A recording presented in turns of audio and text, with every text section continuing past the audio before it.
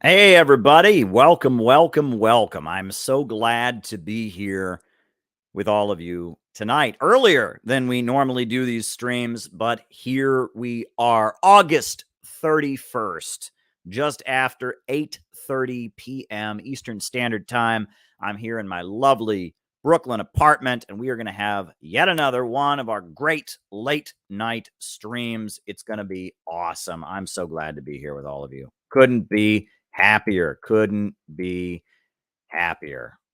Let's go. Century.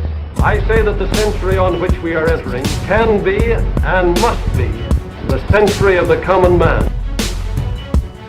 A radical redistribution of economic power. I mean, we know that racism is the byproduct of capitalism. Everything would be all right if everything was put back in the hands of the people. We need a government that will make sure Americans are taken care of and organize the economy to serve the people, not the profits of a wealthy few.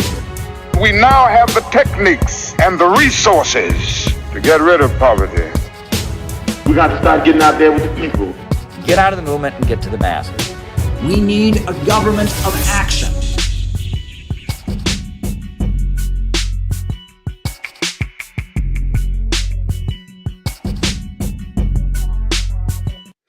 Welcome, welcome, welcome, everybody. So glad to have you all here with us tonight. So yeah, it's going to be yet another one of our late night streams. And I do want to make a special appeal. If you are a fan of this community and you like what we do, sign up on the Patreon, because tomorrow we're having a patrons only stream. We start out every month with a first of the month patrons only stream. And you can be on it if you sign up, but you got to sign up before midnight. At midnight, that's the cutoff. So if you want to support our community, I would encourage you to sign up on the Patreon, and then you can be on our patrons only stream. Then I can send you a copy of my new book that has just been published. And so I just wanted to throw that out there. If you want to be on tomorrow's patrons only stream, now is the last call, final call, as they say. Wanted to throw that out there. Should be good.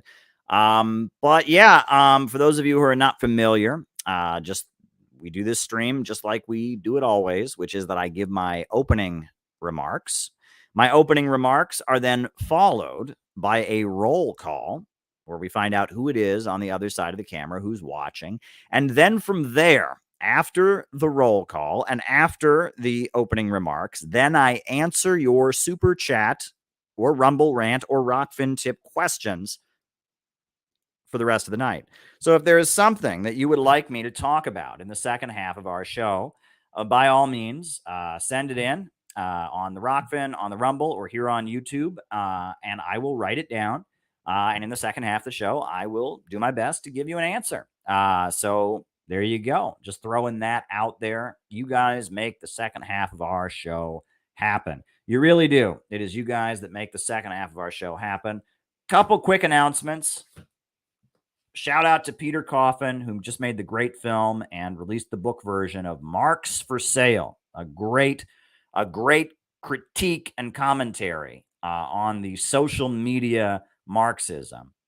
Just great stuff. If you haven't watched the film, I would recommend going and watching it. Peter Coffin is very, very skilled at what he does. And if you want to get a copy of the book, I would recommend it as well. We'll be streaming with Peter Coffin on Saturday. He'll be on this channel on Saturday. And I think I'll be on his channel also on Saturday. We love Peter Coffin and we love all that he does. Our communities have merged together very beautifully. We love Peter Coffin, and check out his latest work, Marx for Sale. Great stuff. Absolutely, absolutely great stuff. And in addition to that, if you like what we do here, I would encourage you to get on every single day, every day on the Center for Political Innovation YouTube channel. We have a morning message every single day, every day. We have a morning message on the CPI YouTube channel. You're on the list. Every single day, we have a morning message on the CPI YouTube channel. Start out your day with revolutionary hope and optimism, the kind that you can only get on the Center for Political Innovation YouTube channels. Every morning we have a different comrade, a different friend, a different ally, a different person from our community who makes a morning message to help us all boost our day, start it out well. So I would encourage you every morning to just start your day with CPI's morning message. And on top of that, if you feel so moved, make a morning message. Make a morning message. Step up and record yourself. Get your phone out, film yourself talking for 4 or 5 minutes. And why don't you make a morning message? That way you can give something back to the community. That way you can share your thoughts with everyone in this community.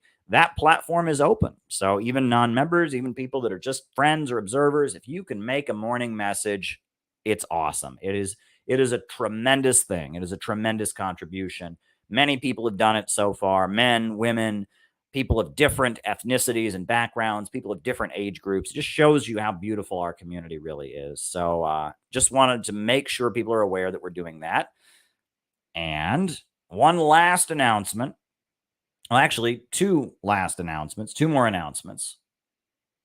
In case you're not aware, we are now announcing and have publicly announced that we are having the Center for Political Innovation's National Convention in Portland, Oregon on December 2nd. Dare to win a world beyond imperialism. The National Convention of the Center for Political Innovation will take place on December 2nd in Portland, Oregon. This will be a public event. So folks are welcome to attend. So if you're interested in coming, I would start figuring out your schedule, start booking your train ticket, your plane ticket, your automobile drive. We got people coming in from California for this. We got people coming in from Vermont. I'm from New York. We got people from Chicago that are coming in for it. It's going to be a great event. December 2nd in Portland, Oregon. I think we've even got some international guests who will be making an appearance. I am so excited about it. So excited about it. So mark your calendar, December 2nd, for our national convention. Dare to win a world beyond imperialism. And it is going to be a great show. It is not going to be your typical communist meeting with a bunch of people with angry looks on their faces reading statements over a podium. No. That is not how we do things at CPI. We are all about putting on a good performance. There'll be a flag ceremony. There'll be fiery emotional speeches. There'll be music.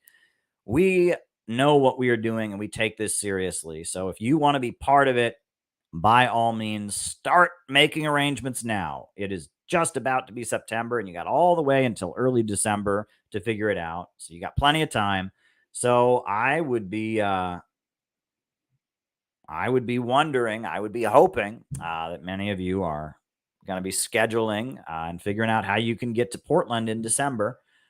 So mark your calendars, December 2nd, Portland, Oregon, National Convention of the Center for Political Innovation.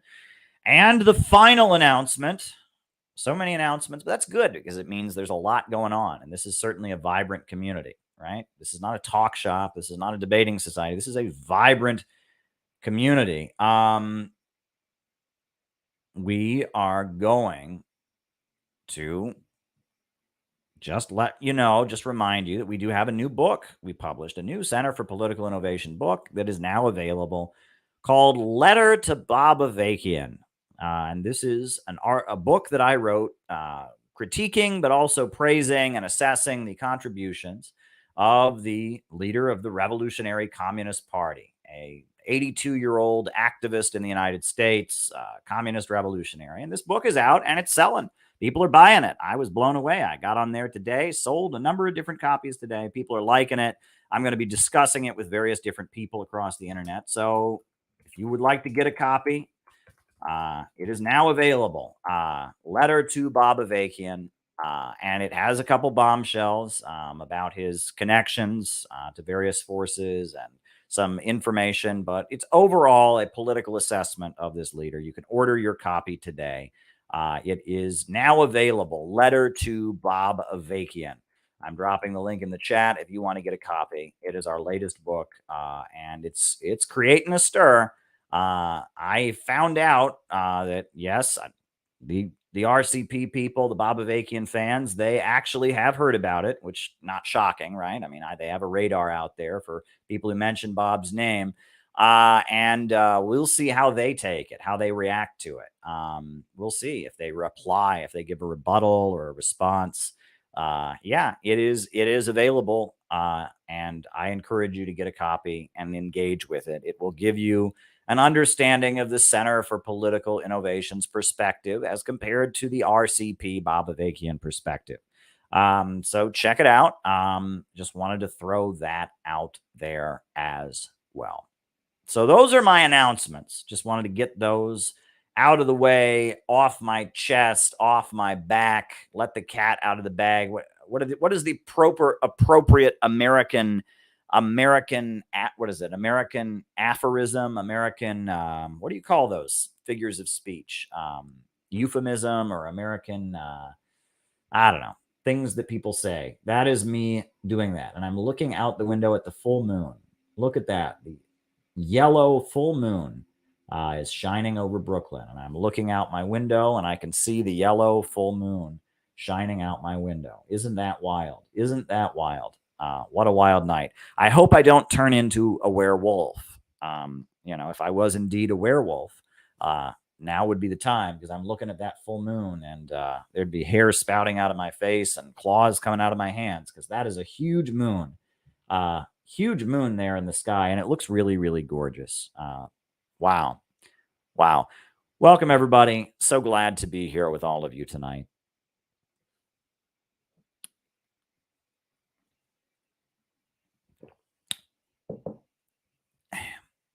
When you first start looking into all this different stuff, and you first start engaging with socialist and Marxist and anti-imperialist and deeply political, ideological concepts and ideas, they don't give you a guidebook. They don't give you a manual to tell you what all these things mean. And that's a bit of a problem. I recall when I first opened the writings of Marx and Lenin, I didn't know what the First International or the Second International was. I didn't know who Kautsky was. I didn't know any of this. And so I tried to make my way through reading the classics that are all written in polemical form. Tried to make my way through reading them without knowing the context, and it was very, very difficult. And there's one incident or period that gets referenced a lot by Marxists when they're going over the history of their movement that often is not explained. And that is the crisis of Marxism. You'll often hear people referencing the crisis of Marxism.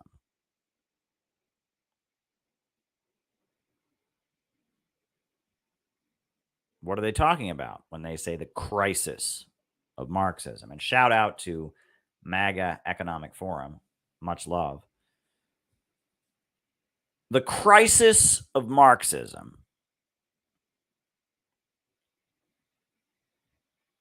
That's not a reference to the capitalist crisis, the crisis of overproduction, the tendency of the falling rate of profits, the capitalists producing so many goods that the workers can't buy back what they produce. That's not what it's referring to. The crisis of Marxism refers to the events that preceded the First World War. In the lead up to the First World War, 1900, 1910, 1905, the First World War broke out in 1914. The global Marxist movement experienced a period of confusion that is widely referred to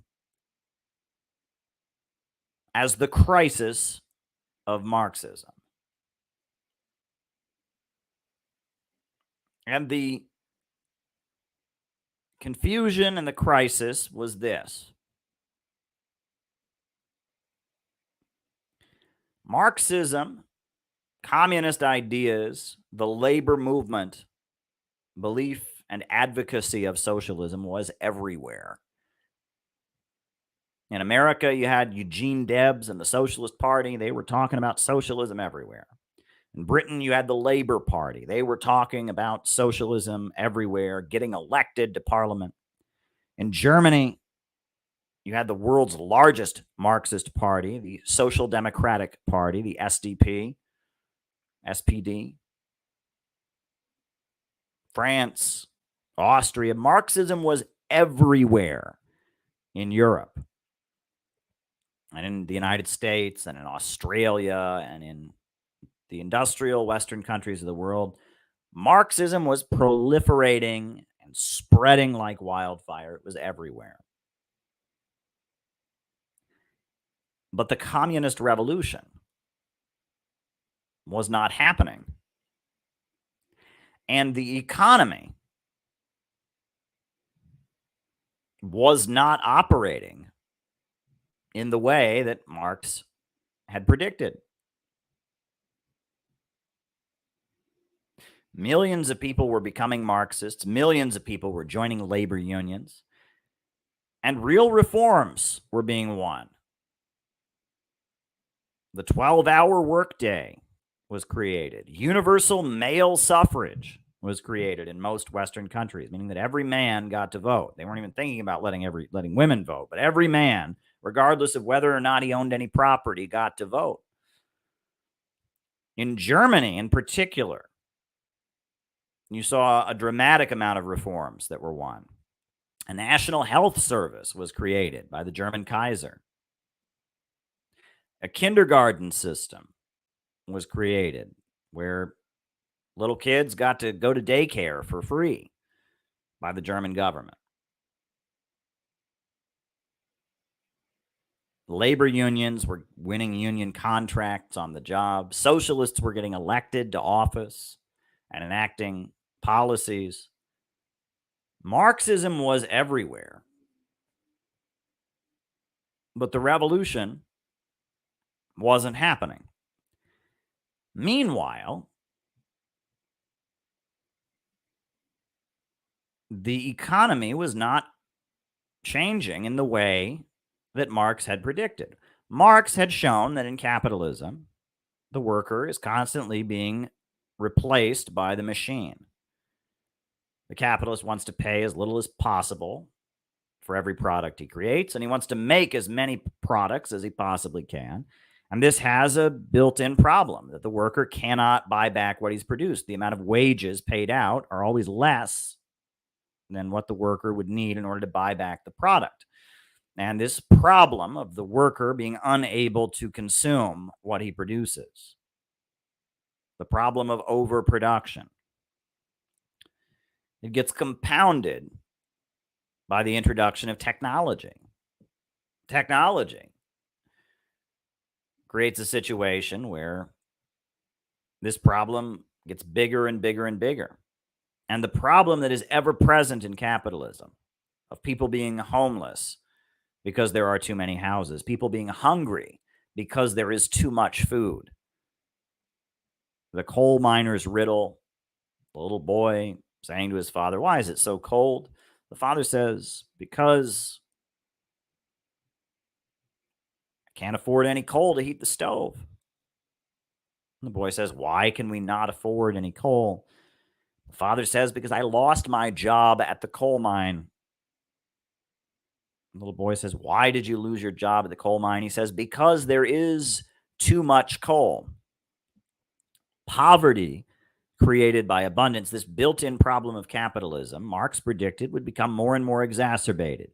Fewer and fewer workers would be hired to work at the assembly line. More and more products would be churned out, which couldn't be sold, resulting in economic crises. Society would become less and less stable until finally the working class, the reserve army of labor, the growing, desperately poor and unemployed workers, would band together and seize control of the government. And then with the government in their hands, they would then seize control of the means of production, and the banks and the factories and the industries would be forced to operate according to a central plan, and this problem would be overcome with the socialist revolution. That's what Marx had predicted. And Marx advocated the breaking down of national barriers. You're on the list. Marx said that the Germans and the French and the Austrians and the Britons should band together, workers of the world united, that national barriers were a mechanism for dividing the working class, but international solidarity would reign.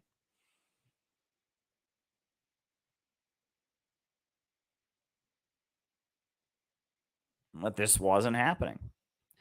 In the lead up to World War I, capitalism was becoming more stable, not less stable. Economic crises were becoming less frequent. And in addition to that, living standards for many working class people, especially those who worked in so-called skilled trades, were rising.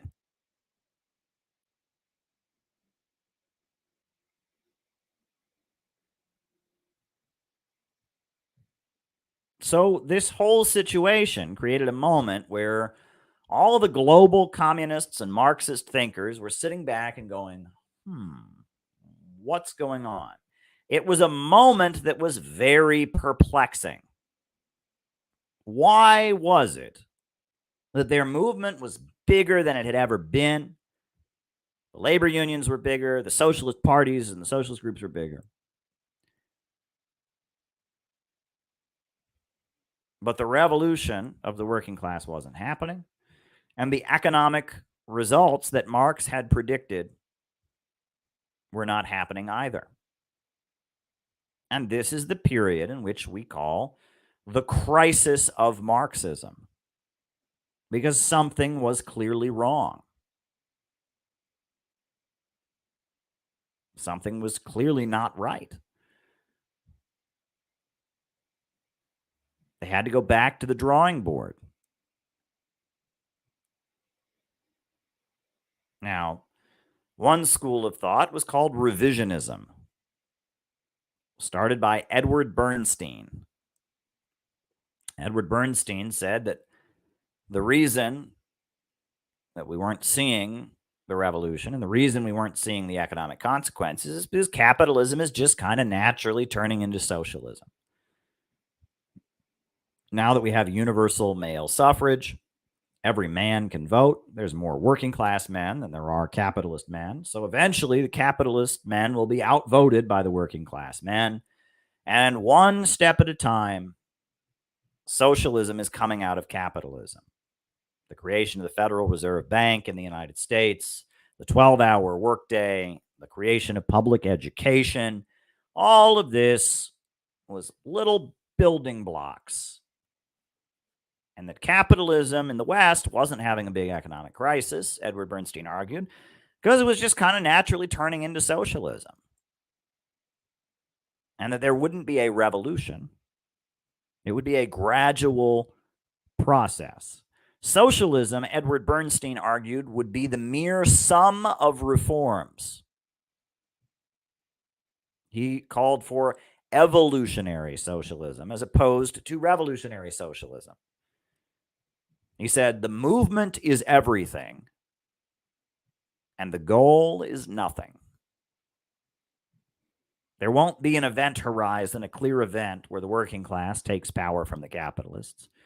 It'll just kind of be a gradual process as Western countries become more democratic, as working class people become more politicized, as more reforms and progressive laws are passed. Gradually, the Western countries are going to turn into socialist countries, and that's why we're not seeing the economic crisis the way Marx predicted, and that's how it is, and that this makes colonialism and imperialism a good thing. because these advanced Western countries are spreading their modern and progressive capitalism. It's gradually turning into socialism. They're spreading that to Africa. They're spreading that to South America. They're spreading that to Asia. That was their teaching.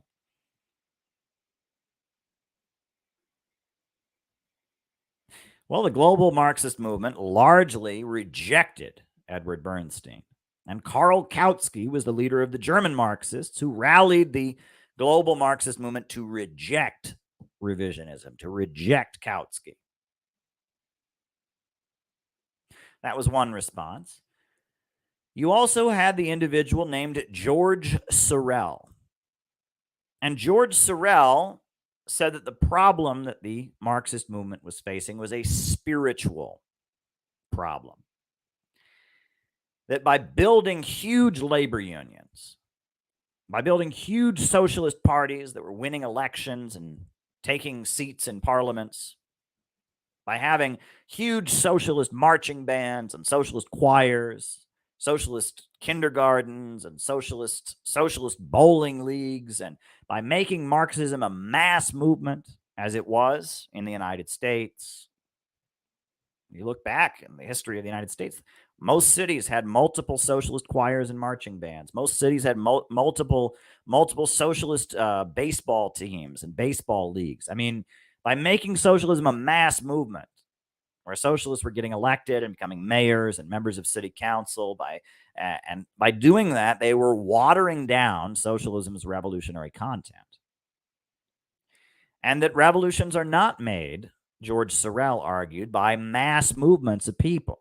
And that by building a mass movement, you would water down Marxism and it would lose its spiritual power. But instead, you should focus on building a group of violent, heroic men. People who would become dedicated adherents of Marxism, who would engage in violence, and with their violence enact spiritual power and inspire people. And it was instead the job of revolutionaries to build an isolated group of violent men who were motivated by their masculinity, by their desire to be heroic in battle, and by their belief in mythology. That was the way to change society. And George Sorel developed a following in France, particularly among anarchists. And the wing of the labor movement they called syndicalists, the people who rejected voting and said that only workplace confrontations were the answer. The people who rejected signing union contracts because they said that meant that the boss had the right to exploit you. It meant recognizing the capitalist. And George Sorel formed a following with his spiritual critique of Marxism, arguing that they should instead be focused on building an isolated group of men who engaged in violence, emphasized their masculinity, and were motivated by myth and legend. And that's Sorelianism. It was popular among anarchists and syndicalists, and eventually, out of Sorelianism, you got Benito Mussolini. Benito Mussolini was a student of George Sorel and an adherent of his theories. But we all know that the most important development that came out of the crisis of Marxism was Bolshevism. And that Vladimir Lenin looked at what was happening in Europe, looked at the crisis of Marxism, and he had the answer. He said that the reason,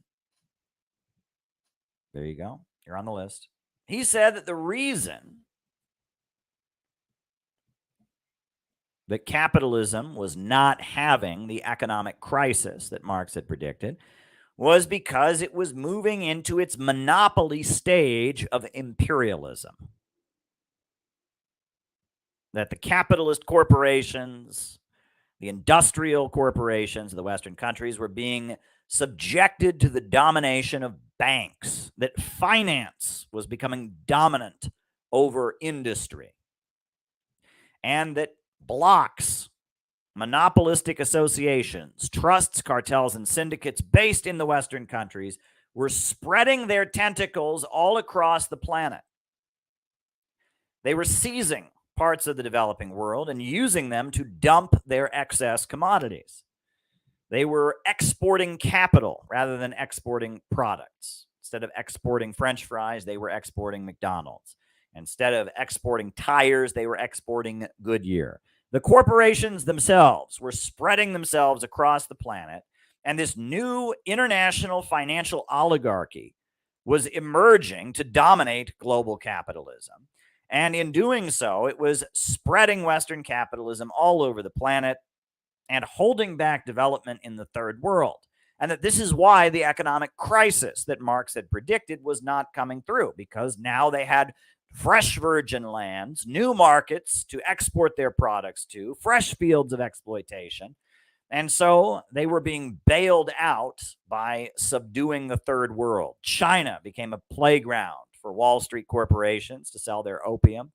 Africa became a new field where, we saw the European settlers rolling in. The Boer War took place. We saw Rhodesia set up as a colonial settler apartheid state. And that, all across the Philippines, we saw the USA violently seizing the Philippines. We can all recall that. And the Philippine-American War, the U.S. Marines were sent to the Philippines, killed 500,000 people to keep the Philippines underdeveloped and under the domination of Western corporations. Many corners of the world, we were seeing the Western imperialists seize control. The Congo was seized by Belgium, right? And in the Belgian Congo, we saw vicious exploitation of the African people to create rubber for the rubber plantations of the Belgian king, King Leopold, and horrendous crimes, millions of people killed. And as imperialism moved into the stage, as capitalism moved into the stage of imperialism, it was stabilizing. So that was Lenin's first discovery. Lenin's second discovery was that part of the transition to imperialism was the cultivation of a layer of working class people in the homeland who were becoming bought off. They were being bribed, essentially, by the imperialists. That there was a layer of workers who were in labor unions who called themselves socialists, but because of the fact that they got higher pay than other workers, because of the fact that they were considered to be skilled, because of the fact that they were English speaking or not foreign born, the fact that they were Protestant, they weren't Catholic, for whatever reason. In Britain, in France, in Germany, in the United States, in Australia, in the Western imperialist countries, the working class was becoming stratified, with one section of the working class seeing its living standards dramatically increase as a result of imperialism. The capitalists could afford to pay them better wages. And so they became the aristocracy of labor. They were still workers, and they were still being exploited on the job, but they were being paid a higher amount, and so they were less interested in supporting other workers. They tended to support the wars the capitalists waged around the world. They tended to not support the labor unions of lower paid workers. They'd look down on them and say, oh, those are a bunch of immigrants. Those are a bunch of black people. Those are a bunch of Irish people. We don't want to support them. We're skilled workers. We're privileged. Those are mere industrial workers. And that a section of the working class was bought off. And in addition to that, a section of the labor union movement, of the leaders of the labor union movement and the leaders of socialist groups, were also being bought off. Some of these labor union bosses would get invited to have dinner with the president of the United States or with the prime minister in Britain. Some of these socialists would get jobs in mainstream newspapers like the New York Times or the Times of London. They would get jobs at universities teaching their socialist and economic theories at the university. And so in addition to strata of the working class being bought off and getting higher wages, leaders of the working class movement were also being bought off. And in addition to the aristocracy of labor, you had the social imperialists, the cultivation of social reformists and social imperialists. You're on the list.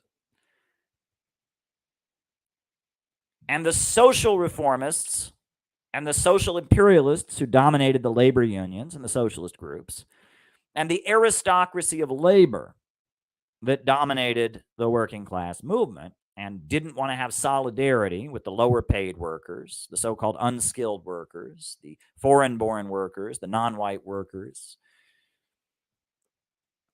This was why the communist revolution was not happening in the Western capitalist countries. Capitalism was stabilizing because of imperialism, and the working class movement was becoming divided and manipulated by the aristocracy of labor and by social reformism and social imperialism.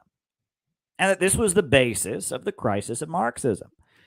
And Vladimir Lenin observed this. And so he said, what do we do? He says, well, this means that the revolutionary energy is not going to be in Europe.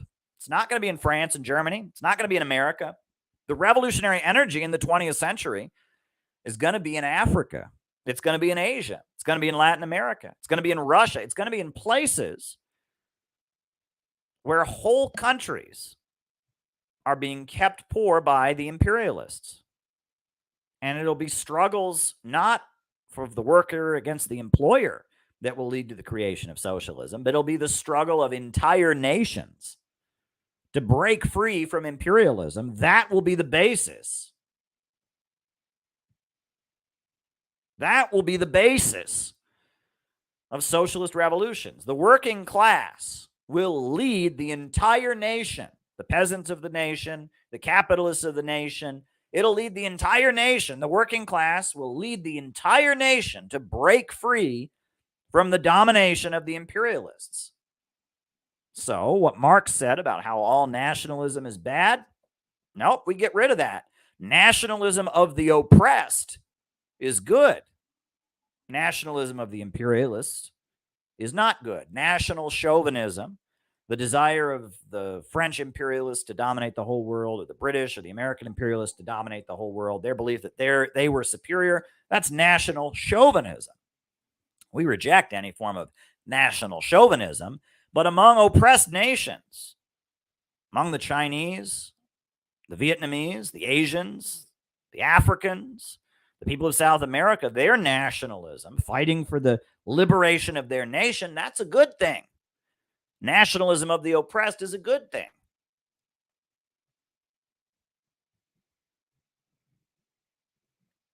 That was Lenin's breakthrough.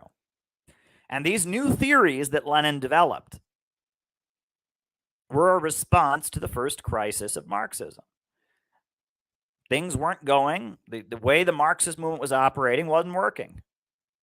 It wasn't working. And so he said, all right, we got to change a few things. We got to go back to the drawing board. We need to understand why the economy has changed. All right, here's my understanding of how the economy has changed. All right, here's my understanding of why the revolutionary energy is not in the first world. It's in the third world. All right, Lenin saw the crisis of Marxism, and he had the solution. And what happened as a result of that? Well, we know that the reformism and the stratification and the buying off of the working class movement in the imperialist countries led to World War I. 1914, all the socialist parties sold out and supported World War I. But the Bolsheviks in Russia didn't support World War I. And in fact, they said that the war is a great opportunity.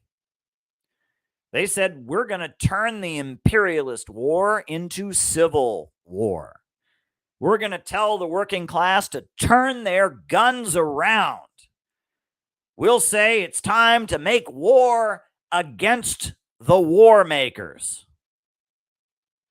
Instead of waging an imperialist war, we're going to wage a class war. That was the message of the Bolsheviks. Turn your guns around, make war against the war makers. Turn imperialist war into civil war. And the Bolsheviks understood that imperialism, this new phase of capitalism, had changed the game. The Bolsheviks understood that nationalism of oppressed people was a good thing and not a bad thing. And based on that, the Bolsheviks made a revolution. And we had the 20th century communist movement. Out of the nightmare, the confusion, the setbacks of the crisis of Marxism, we got dramatic breakthroughs.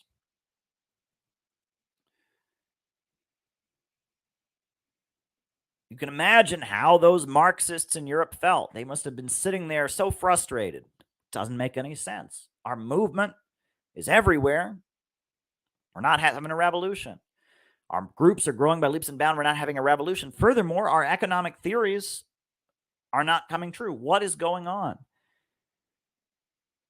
And then the revolutionary working class watched as the socialist parties sold out and became reformists and started supporting wars, and World War I broke out. And there was a huge period where it seemed like the Marxist movement was just falling apart because it wasn't delivering, and they didn't know what to do. And there was a period of confusion. And even though there was this huge socialist movement, very few Marxists, very few socialists understood what was going on. Lenin, Rosa Luxemburg, Eugene Debs, William Z. Foster, they stood alone. The bulk of the working class movement was confused and lost. And in that time, what did Lenin say to do? He said to his followers, it's time to go lower and deeper to the real masses. Don't waste your time on the lost sheep.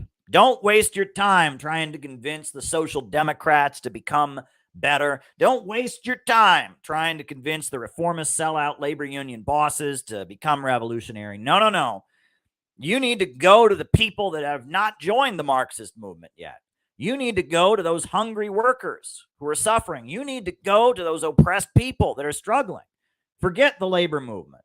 Forget the Socialist Party and the Labor Party in Britain. Go lower and deeper to the real masses. Go lower and deeper to the real masses. That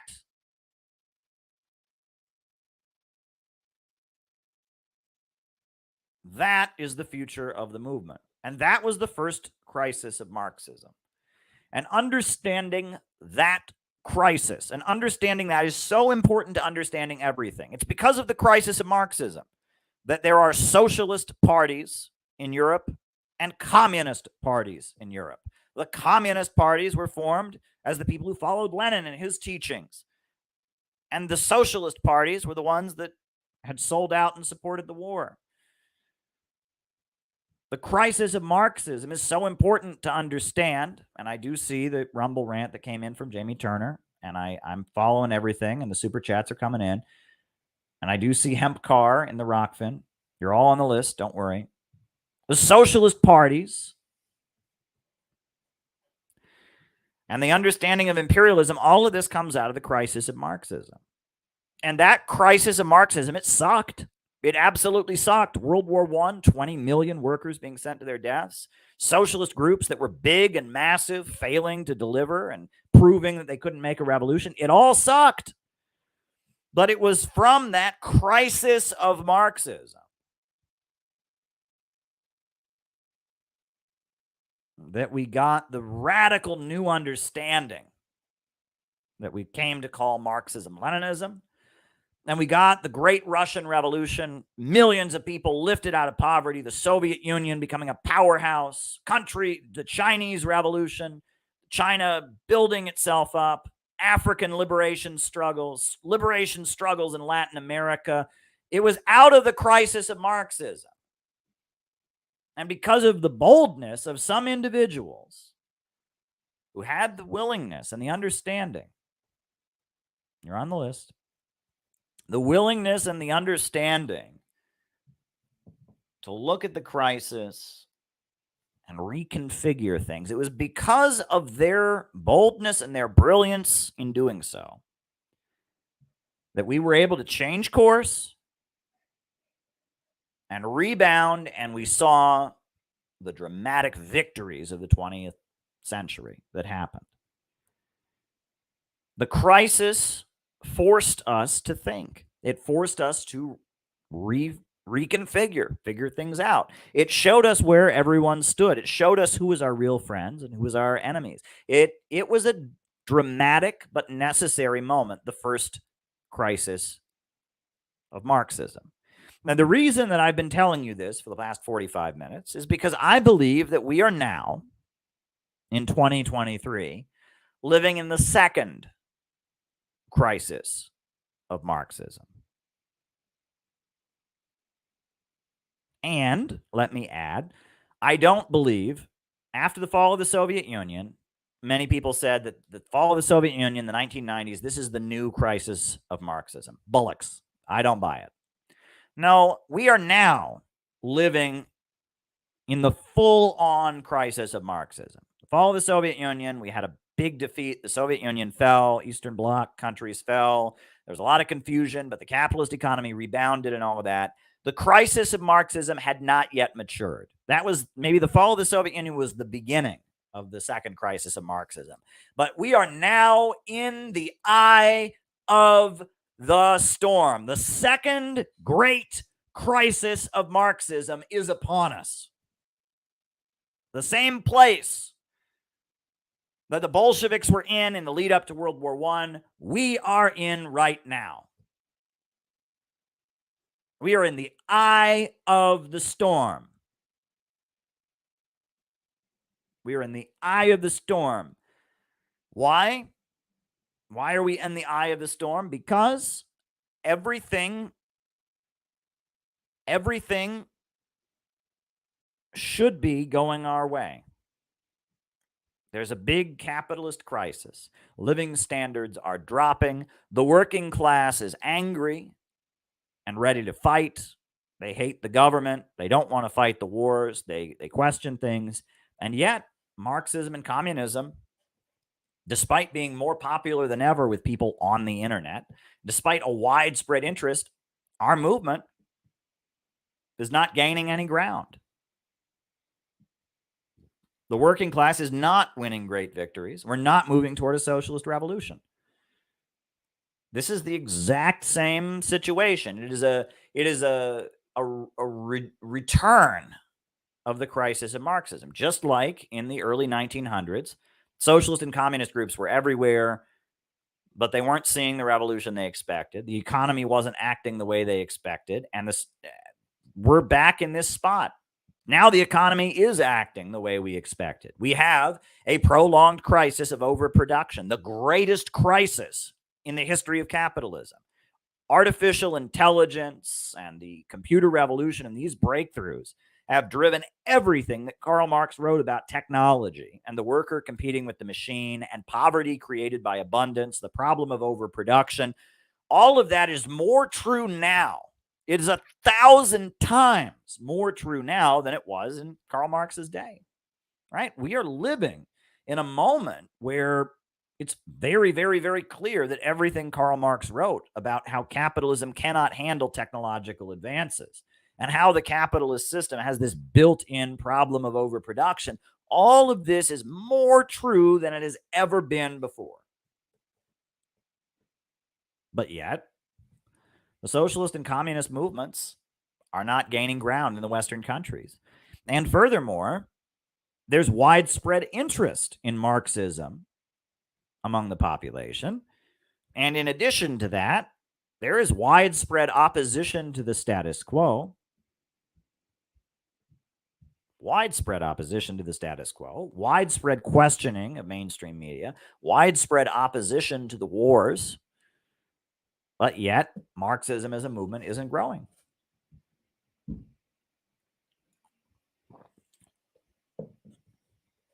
Well, the reason that the Center for Political Innovation, despite being so small and so new, has shaken the ground. We have created an earthquake among global Marxists. Everybody knows who we are. They are all talking about us. People in Finland are writing statements about the Center for Political Innovation. I don't know if you saw that. People in Sweden, people in Greece are writing statements that mention the name of the Center for Political Innovation. They do interviews with members of the Center for Political Innovation on TV in Iran, on TV in Russia. When we had a conference in Texas, they had to create a page about it on trutherfiction.com because the videos of it got shared so many places. They had to confirm it wasn't an internet hoax, that it actually happened. We had a conference in Chicago last summer, and Newsweek ran an article about it. We are a tiny organization. We have 112 members as of today, but yet everything we do shakes the world. And there's a demand on everyone who calls themselves a socialist or a communist to denounce us. First, the memo got sent out that we were Pat Socks, patriotic socialists. And why wouldn't we be patriotic? The whole point is to, make the country better with socialism. You cannot be an internationalist without being a patriot, and you cannot be a true patriot without being an internationalist. You can't love your homeland without loving the world and wanting it to get along with countries around the world. You cannot love the world without loving your homeland and wanting your homeland to get along and be more prosperous. There is no contradiction between patriotism and internationalism. We should always reject national chauvinism, but we should also reject national nihilism. It is our duty to show that we love the people of our country. So, of course, we're patriotic, but we're not a special brand. We're not a new formation called patriotic socialism. We're just rational people that say, hey, if we want to lead the United States of America, we ought to love the United States of America, want to make life better in the United States of America. And as soon as this became a widespread view, immediately there was a demand on every socialist and communist in America: denounce the Pat Socks. Denounce the Pat Socks. You must denounce patriotic socialism. There was a demand that went out everywhere. Anyone who talks of socialism with American characteristics, anyone who talks of patriotic socialism must be condemned. This must not be allowed. It was everywhere. Everywhere. It was just widespread. It was this universal memo that was just sent out everywhere. Patriotic socialism, socialism with American characteristics, whatever it is, it's bad. And it was demanded on every 15-year-old who got interested in communism, every 12-year-old in Minnesota who started, dressing up like Che Guevara because they thought it was edgy. They were all told immediately. The memo went out, what Caleb is doing and what the Center for Political Innovation is doing, you must denounce it. It is unacceptable. You must denounce it. They're bad. They're bad. They're bad. They're bad. It's weird because, at that point, I don't think we even had 30 members at that point. I don't think we had 20 members at that point. We had just gotten started. We hadn't even had a national gathering yet. And already we shook the earth. We shook the ground, and it was demanded of everyone that we be condemned because they saw that we were just like Lenin. We were starting to solve the crisis of Marxism. We were starting to solve the puzzle. The reason that Marxism could not capture the anger of the working class in the Western countries during the economic crisis is because Marxism had become dominated by middle-class feelings of alienation. Instead of being a voice of working-class people who wanted their lives to improve, Marxism had turned into a way for middle-class people to express their alienation from society. Marxism had become a way that one could live in the prosperous West and tell everyone that you were alienated, that you felt like the odd one out, you felt like no one understood you, you felt like you didn't fit in.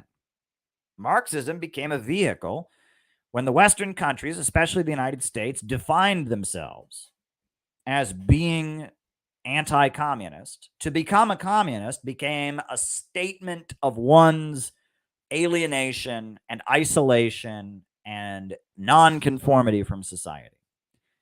And that's one of the major reasons that Marxism can't become a vehicle for a mass working class movement to improve their living conditions, because it had been transformed over the course of the Cold War to, at least in Western countries, become a manifestation of nonconformity and isolation. And that is not the recipe for a mass movement. You don't build a mass movement of millions of people on the basis of I don't fit in. You don't build a mass movement of millions of people on the basis of I feel like no one likes me. I feel like I don't want to be like it. That's not how you build a mass movement. And that was one of the main roadblocks. And so patriotic socialism was a torpedo fired to break apart this roadblock. And we said, no, Marxism is not a means of saying that you don't fit in, that you want to be non-conforming, that you're angry at the country you live in. We will create a Marxist movement that says we want to save America. We don't want to destroy America, that socialism will make a better life, and that joining arm in arm with the people of the world to have a better country will be good for everyone. We will demolish this first roadblock to revolution. We will leap over this first hurdle. And with the innovation of patriotic socialism, our community took the first steps toward doing what the Bolsheviks had done, renegotiating the rules of the game, developing a new formulation in order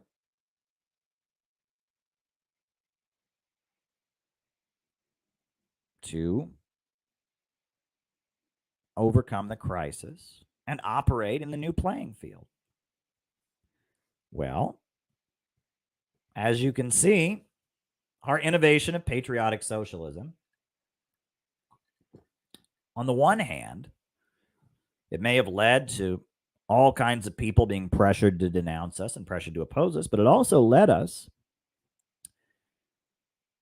into the Rage Against the War Machine coalition. It also led us to recruiting the best of the best of people that want the same thing that we do, a mass movement, not simply a statement of nonconformity. And it led to the seeds of what has now blossomed as the Center for Political Innovation being planted. We fired that first torpedo with patriotic socialism. And what was the next torpedo we fired?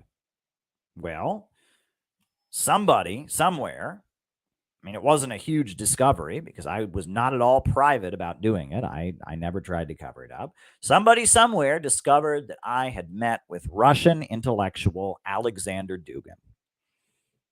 I was not ashamed of that.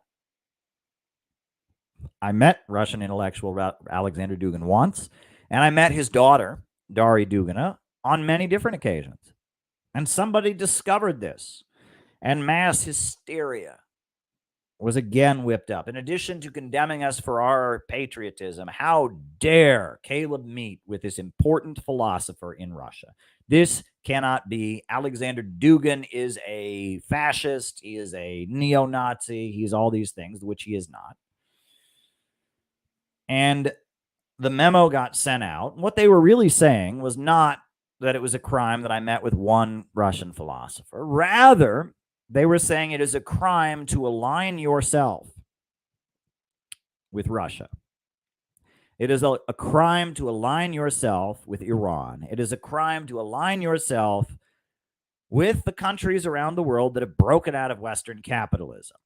And they may have made somewhat of an exception for Vietnam or Cuba or Venezuela or countries that are nominally Marxist, or at least call themselves Marxist. But to meet with Russians, to meet with Iranians, to meet with Ba'athist Arab socialists in the Middle East, that had to be straight out condemned. And then immediately, the memo once again got sent out. Oh my God, Caleb Maupin, the Center for Political Innovation, them's bad people, them's bad folks. Caleb met with this Russian intellectual. Oh my God, he met with a non-Marxist Russian intellectual who we all decided is a fascist, even though we know nothing about him.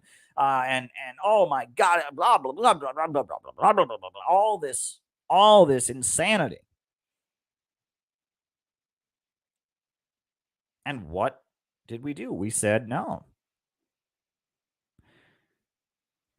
The revolutionary energy right now is in the new economy that is developing around the world. And Russia and China are the center of it. They are the linchpin of it. And Iran is part of it. And the BRICS is part of it. And the Bolivarian countries of Latin America are part of it. And the axis of resistance in the Middle East is part of it. And if you're a serious anti-imperialist, you got to be part of it. So at the same time that you don't give the middle finger to your own people and reject patriotism, you got to also embrace the sections of the world that are resisting the domination of the imperialists. So there we go. Another torpedo was fired. This memo that one cannot associate with the emerging anti-imperialist bloc, or maybe you can as long as they call themselves Marxists, but you probably should. No, that second roadblock to revolution, that memo that got sent out that says you can't stand in solidarity with anti-imperialist forces around the world, another torpedo was fired, and kaboom, that second roadblock was demolished. And soon we were headed to Nicaragua. Soon we were headed to Russia. And soon our members were sending messages to the Donetsk People's Republic, and great things have happened. Great things have happened because we broke through that second roadblock. And this all has culminated in the development of a new set of beliefs that we refer to as the city building tendency.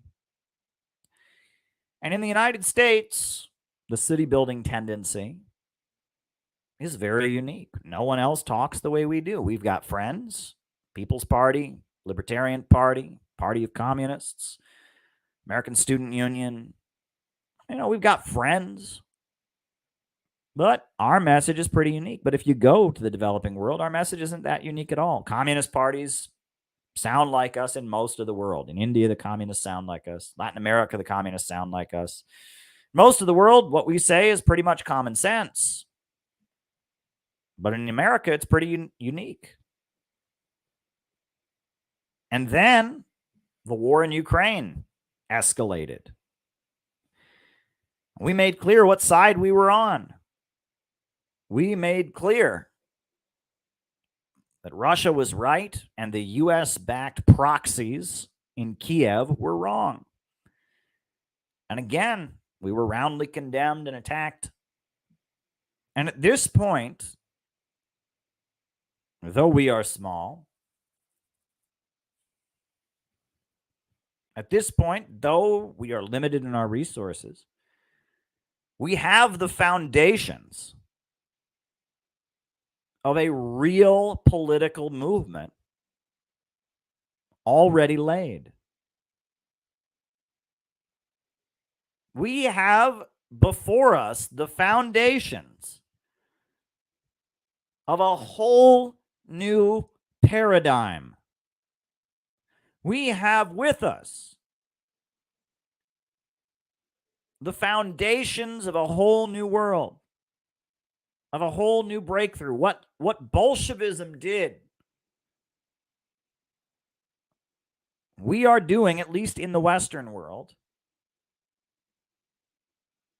for Marxism. We have created a whole new brand, a whole new strand. With our innovation on the question of patriotism, with our innovation on the question of anti-imperialist solidarity, with our innovation in terms of having exciting public events and conferences, printing exciting books, with our innovation on the question of religion and embracing religious faith, we have laid the foundations for a whole new castle to be built. We have constructed a whole new ideological paradigm, and we are building a whole new movement. And everyone talks about us nonstop. Nonstop, they talk about us. They have to talk about us because no one's doing the innovative work that we are doing. We are the resolution to the second crisis of Marxism.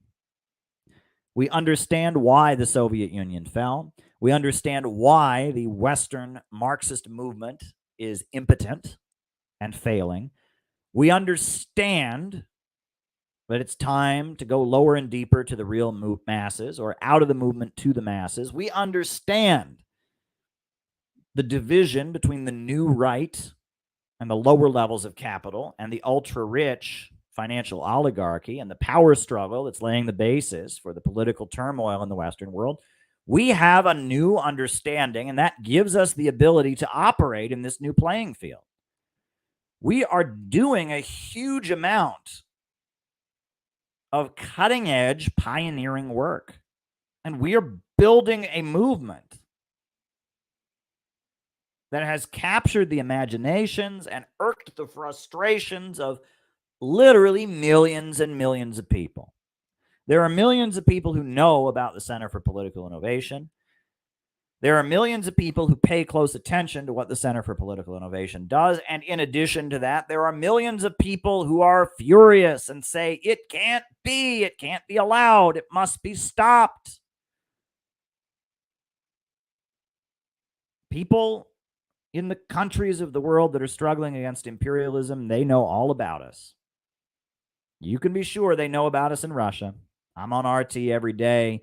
That conference that we did in Texas and in Chicago, the rallies that we've had where we unfurl the flag, they know all about us in Russia. And they know all about us in China.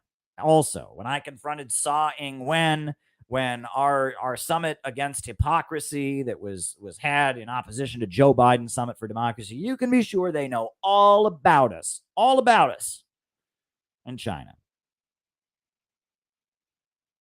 I'm currently discussing having my book, Marxism, MAGA, and the Coming Revolution, published in Chinese.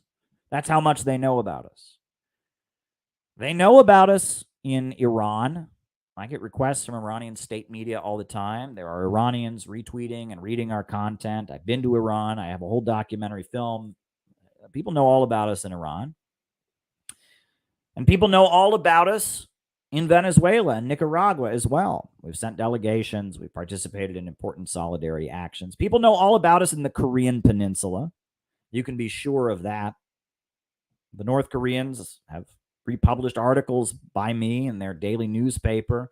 I'm followed by all of the accounts, promoting peace on the Korean Peninsula. They have seen our banner unfurled at the White House. They have seen our protests calling for peaceful reunification of the Korean Peninsula. They know about us on the Korean Peninsula. Revolutionary anti-imperialist governments and forces all over the world that represent literally millions of people are paying close attention to what we are doing and following our work, and consider us to be the cream of the crop in America. Meanwhile, you can be sure that everything we do, every time we update the CPI website, they're reading it over at the Jacobin office. I can guarantee you this. In the headquarters of Jacobin, they are looking over everything we do very carefully. What is CPI up to? What are they doing now? Those bastards, what are they doing now? What are these bastards in CPI? And you can be sure in the DSA headquarters, they watch our every move. What's CPI doing now? What are they doing? What are they doing? All right, let's have our new member that, let's have Black Red Guard do a hit piece on them. He just joined. He's kind of a Maoist. Maybe they'll listen to him. Okay. They're watching us closely in the DSA headquarters. We know that we live rent-free in the minds of the Communist Party USA. At 23rd Street in Manhattan, at their headquarters, they think about us constantly. They've published articles on their website. They're constantly kicking people out for supposedly being in CPI. There's people who've never been in CPI, who never were in CPI. They got kicked out of the Communist Party, and they contacted us. Hey, I'd never heard of you guys, but the Communist Party just expelled me because they think I'm secretly part of your organization. Can you tell me what you're all about? That's us, folks. That's us. You're on the list, Maxwell. Good question. That's us.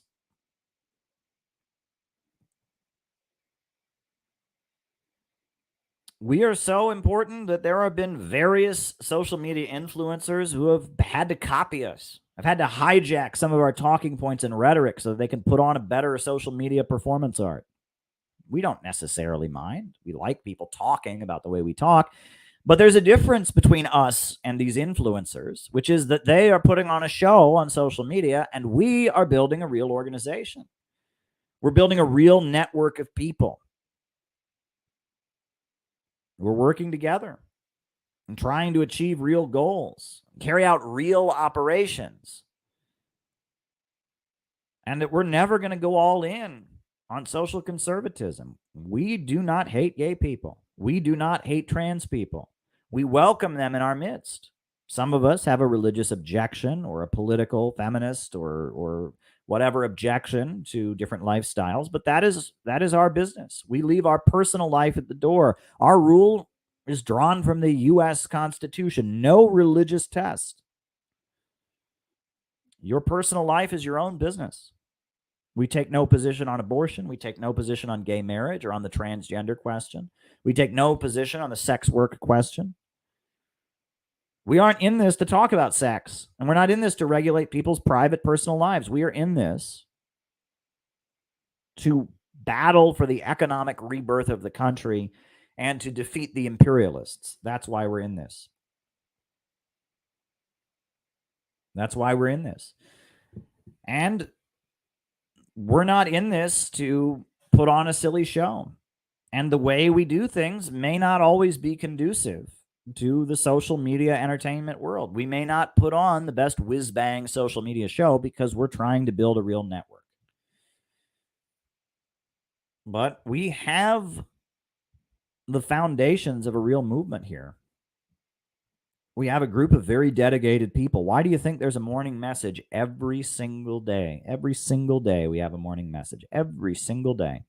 Look at the people who make those morning messages from different backgrounds, different parts of the country, different age groups, different demographics. Every single day we have a morning message. Every single day we have a morning message that comes out. Every single day. That shows what kind of community we are. The Center for Political Innovation is unique. And we have to see ourselves as the pioneers marching out of the second great crisis of Marxism, innovating and blazing new trail and coming to new conclusions. That's what we have to see ourselves as doing. We are the pioneers. We are the pioneers of 21st century socialism. We are the pioneers of revolutionary, anti-imperialist working class organizing in the West. And what we are doing is unique and special, and what we are doing is valuable, and the world realizes it, and the phonies and the frauds are threatened by us. And with our meager resources and our limited number of members, we are moving mountains. We are literally moving mountains. We are the subject. We are not the object. We're not reacting. People are reacting to us.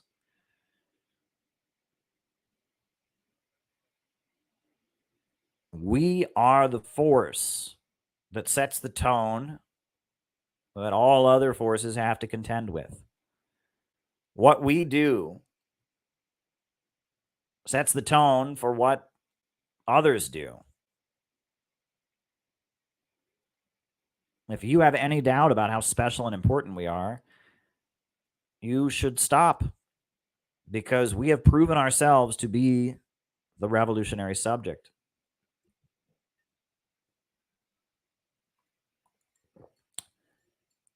And on that note, I do want to conclude my opening remarks for tonight by pointing this out. I love you. I love you. I'm dead serious. I love you. That may be a silly thing to say, but to all of you watching right now, I love you. In fact, that's why I gave the stream the title. The title. You're on the list, Alex. The title I gave it. Our organization is held together by love. Che Guevara said that revolutionaries are motivated by great feelings of love. And he was right. Our organization is bonded together by love. There is a special love that I have for each and every one of you. Even those of you that might be hate watching me right now, I still love you. And anyone who comes around our community can smell this. They can get a feeling of it. There's a special love that we have in the Center for Political Innovation. There is just a special love that is here. Justin Watson knows it, right? And if you've ever been to one of our in real life events, it's just, there is a special, special love in this community. And this love is something that some people have a hard time dealing with. People think they understand this on an intellectual level. They think they understand this on an intellectual level, but then they come around the community and they feel the love. And the love hits them. It hits them in the heart, it hits them in the brain, it hits them in the stomach, it hits them in the head to the toe. They can feel that love. And the love that they feel, not everyone reacts positively to love. The love that people feel when they come around sometimes causes people to have a breakdown. There are people who came around and the love was so massive and the love was so huge and they felt that love and it scared them. They were afraid they might fall head over heels. They were afraid they might become drunk with love, that they might fall apart. And some of the people, unfortunately, that have betrayed our community or left our community, they were reacting to the love. They couldn't handle the love. And they were honest with me. There's some people who have left, not in a negative way, not left in a hateful way, not spoken negatively of us, but have just straight up told me, Caleb, I can't handle the love. I'm not ready for the love that this community has to offer. It's the saddest thing, but it's true. It's absolutely true. This love that we have, it can be overwhelming. It can be too much for people. It can scare people. Because when you're in love, you lose control. When you're in love, you make sacrifices that you wouldn't otherwise make. When you're in love, it's dangerous. It is dangerous to be in love. I'm honest with you. I'm not denying that. It is very dangerous to be in love. It is very dangerous to feel the kind of spiritual power and connection that we have. It's not easy. It is not a safe intellectual place to be. Right? Ask Elizabeth Young. Right? This is somebody who has done so much for our community. She's become so dedicated to what we did. We elevated her to the rank of president because she was so dedicated to it, but she'll tell you that it's not about an intellectual, an intellectual attachment to our ideas, though she has one. It's about something deeper, and that's something deeper when you feel it. When it first comes over you, it can be overwhelming. It can scare you. It can terrify you. You can say to yourself, if I go all into this, I don't know if I'll be able to get out.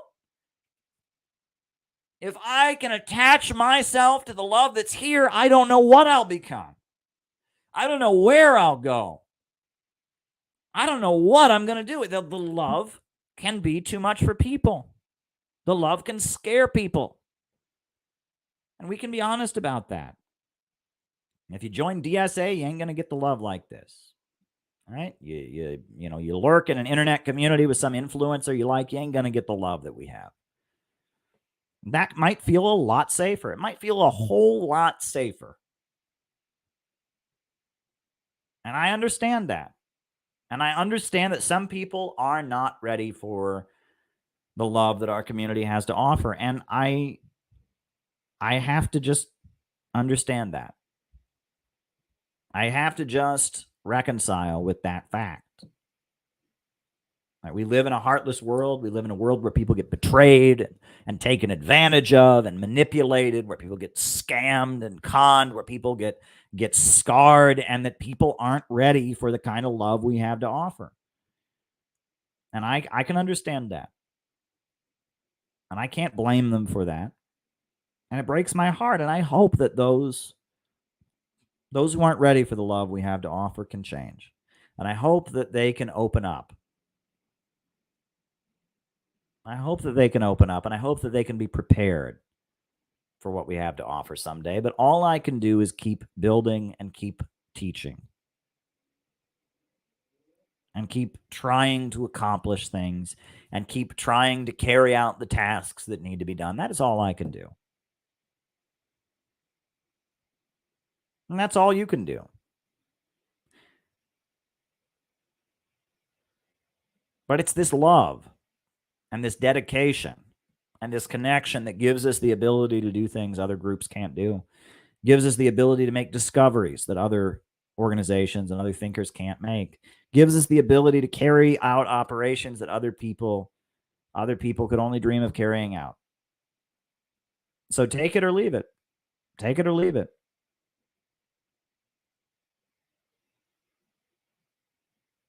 That's all I can say. Take it or leave it. If you're not ready now, come back when you are. If you are ready now, I embrace you. I embrace you, and we'll try not to get too dizzy. Right? Stalin, he wrote a famous speech called Dizzy with Success, talking about how when they carried out the amazing achievements they carried out in industrialization, they became dizzy with success. They made mistakes because they were just so enamored with their own successes that they overlooked problems that needed to be fixed. We don't want to get dizzy with success. We don't want to get dizzy with love.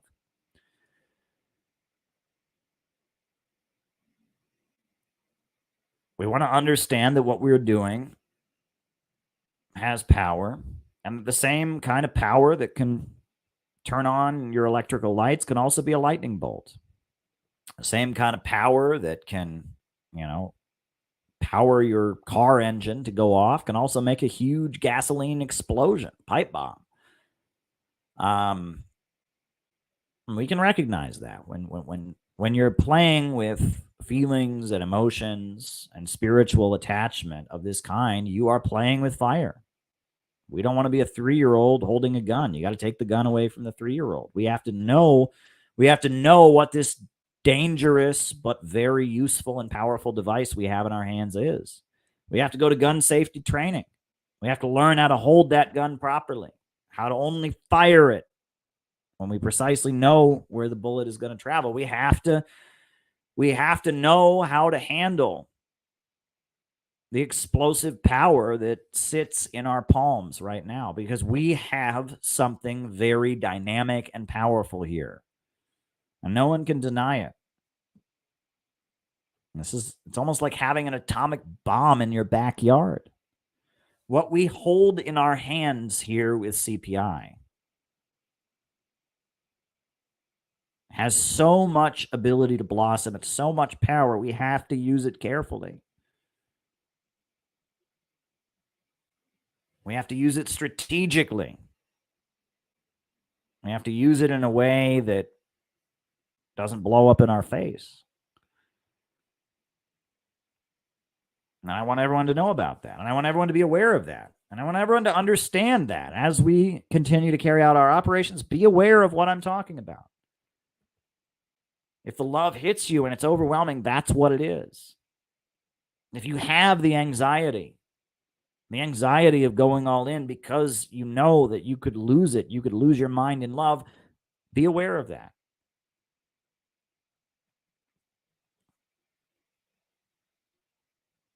Be aware of what we're doing here. We should keep a clear head. We should be honest and know about what we're doing.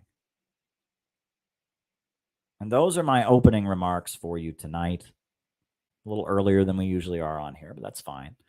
I just wanted to share these words with you about what we're doing with the Center for Political Innovation and why it is so powerful and why it is so important, and put it in the context of the the first crisis of Marxism and the new crisis of Marxism. That's what I wanted to do with my opening remarks.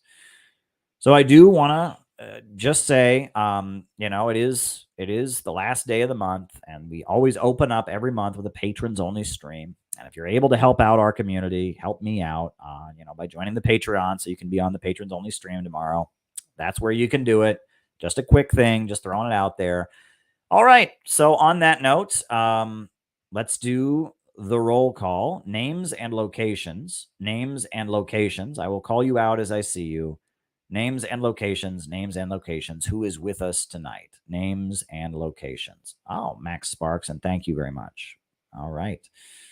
Names and locations. Names and locations. We got Tyler in Missouri. Shout out to you, Tyler. You're great. You have a great YouTube channel. You do great audio books and great short videos. I know you're teaching. The school year has just gotten going, so hang in there, my brother. We love Tyler. Tyler is a dedicated member of our community, a member of the board of directors, and we love Tyler. Go subscribe to Tyler's channel if you can. That's the place to be. We absolutely love Tyler and what he's doing. So names and locations, names and locations. We will call you out as we see you, folks. Names and locations. Who is with us tonight? Trying to figure out what's going on the Rockfin. Oh, we're still going on the Rockfin. Okay, my page went away. Thank goodness we're there. And I see Hemp Car. All right, very good. Very, very good. Mohsen in Iran. Hansen in Jurassic Park. Funky Lollipop says, hey, Tyler. Mitchell Sparks is in Pittsburgh. Jamie is in St. Paul. John and Whitty in Houston. Denver, Dob in Denver. Welcome, Dob. Welcome, welcome, welcome. Welcome, welcome, welcome. Names and locations. Alex from Brazil. Clifford in Portland, LA. Boston. Oh, Noah, my heart goes out to you. Noah is amazing, amazing speaker, amazing writer. Patrick in Maine. Patch in Arizona. Chris in Salt Lake City. Is your partner watching tonight, Chris, or is it just you tonight? Chris in Salt Lake City. George Monas out in Sydney. Love you back. Love you back. St. David's, Bermuda. Temple City, California. Bob Troy in New York. Rice from Adelaide, Australia. Joe in New Jersey, the home of the revolution. Ryan in Kansas City. Welcome, Ryan. I think I met you at the Rage Against the War Machine. Briggy in Pennsylvania. Great morning messages and great work as always. Sarah in Canada. Welcome, welcome, welcome. Temple City, California. Rice from Adelaide, Australia. Welcome, welcome, welcome. Welcome, welcome, welcome. John McCarthy out in Chicago. Always doing great work. We love you, John. Gonzalo in Argentina. Asking great questions as always. Monticello, New York. Very, very good. Lexington, Kentucky. Randall Wilson. Welcome, Randall. Randall Wilson. We got, who else do we have on here? We got Brendan in Palo Alto, Rupert in England, Cleveland Pirate Alex. Welcome, welcome, welcome. On the Rumble, we got a few Rumble rants already, and that's good. We'll be answering those first. And on the Rockfin, we've got Hemp Car. Very, very, very, very good. Very, very good, folks. So glad to be here with all of you. David Fox in Bendigo, Australia is driving. Welcome, David. So glad to have you. So glad to have you. Good stuff. Good stuff. All right. Just a quick reminder that our national convention, the first national convention of the Center for Political Innovation, December 2nd in Portland, Oregon. That's where we're going to be. December 2nd, Portland, Oregon. It's going to be a beautiful event, and I am so excited about it. I would like everyone to focus on making that a successful event. Make a commitment to yourself of some kind that you will help yourself focus on making this a successful event, because it is really going to be important, and it will only be successful if all of us put our energy into it. If all of us let the dedication and the love that we feel for this community unfold for our December 2nd event. I'm excited for our first national convention of the CPI. So there we go. There we go, folks. There we go. All righty.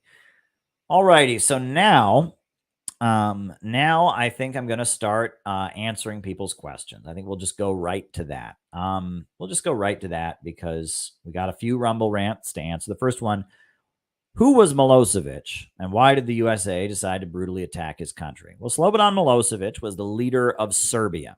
All right, he was the leader of Yugoslavia, and as Yugoslavia was breaking up, he was the leader of Serbia, and Serbia maintained the socialist economic foundations of the country. There's a great book on it called "To Kill a Nation" by Michael Parenti. If you really want to read about what happened in Serbia, this is the book I would recommend. To Kill a Nation, The Attack on Yugoslavia by Michael Parenti. This is a great book that'll tell you everything you need to know about it.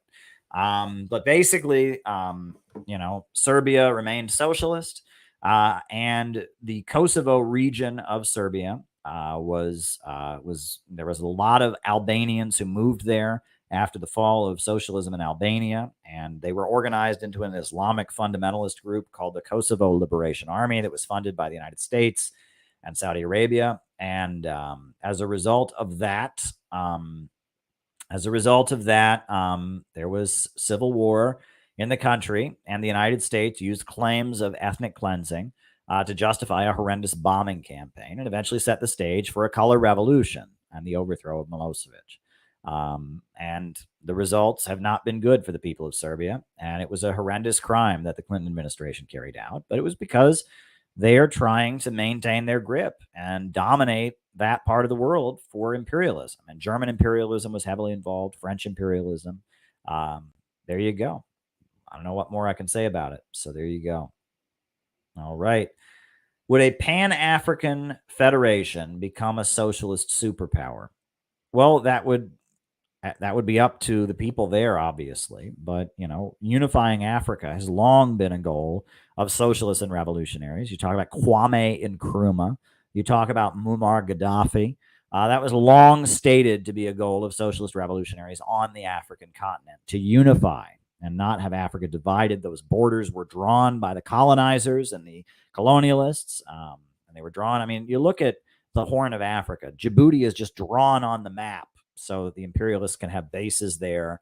Those borders are not drawn according to real national divisions among people. Those borders are drawn by the imperialists. And the idea of unifying the African people has been something that many African revolutionaries have put forward. And right now, as Africa moves in a more anti-imperialist direction in Mali, in Niger, in Gabon, as we see that, I can see how that would be the basis for some kind of new socialist society emerging. I can see that, right? Because Africa is moving in that direction. So not necessarily, but I think it absolutely could be. Wow, another Rumble rant.